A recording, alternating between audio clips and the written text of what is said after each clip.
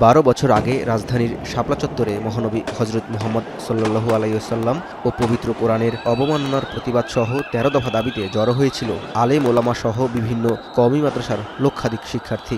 2013 সালের 5 মে দিনভর উত্তেজনা ছিল হেফাজত ইসলামের কর্মসূচিকে ঘিরে।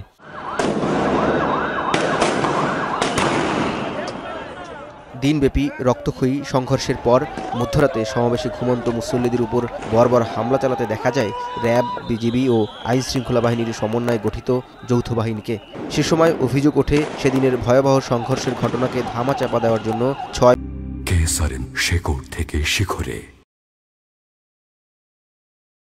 মে ভোররাত থেকে তৎকালীন আওয়ামী লীগ সরকার দেশের দুটি গণমাধ্যম দিগন্ত টিভি ও ইসলামিক টিভির সম্প্রচার বন্ধ করে দেয়।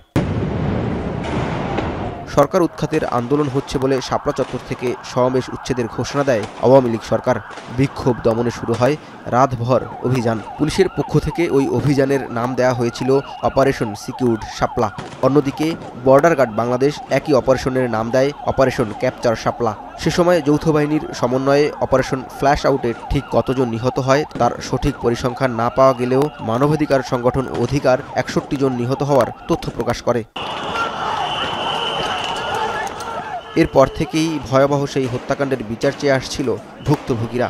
বিভিন্ন সময়ে হেফাজত ইসলাম কিংবা বিভিন্ন রাজনৈতিক দলের পক্ষ থেকে এ হত্যাকাণ্ডের বিচার চাইলেও বিনিময়ে মামলা হামলার শিকার হতে হয় বিভিন্ন ধর্মীয়, সামাজিক, রাজনৈতিক কর্মী থেকে শুরু করে মানবাধিকার কর্মীদের। তবে গণ অভ্যুত্থানে শেখ হাসিনা সরকার পতনের পর শাপলা বিচারের দাবি আরও জোরালো হয়। সম্প্রতি রাজধানীর সোহরাওয়ার্দী উদ্যানে হেফাজত ইসলামের সমাবেশ থেকেও বিচারের দাবি জানানো হয়।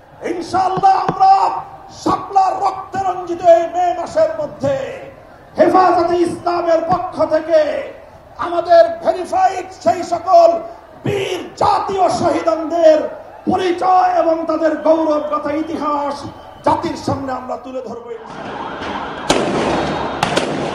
হেফাজত নেতারা বলছেন 2013 সালের শাপলা হত্যাকাণ্ডের বিচার নিশ্চিত করা যায়নি বলেই পরবর্তীতে গুম, খুনের মতো বিচার বহির্ভূত হত্যাকাণ্ডের শিকার কিংবা সবশেষ জুলাই হত্যাকাণ্ড সংঘটিত হয়েছে।